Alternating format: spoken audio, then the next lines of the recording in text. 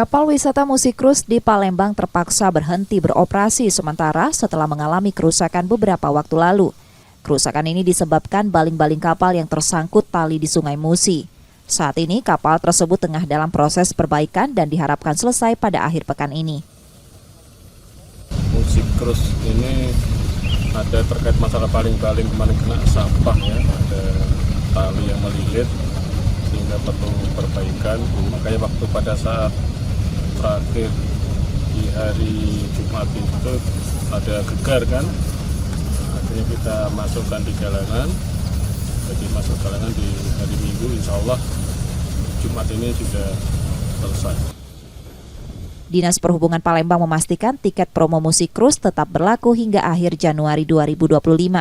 Nur Muhammad, Kompas TV, Palembang, Sumatera Selatan.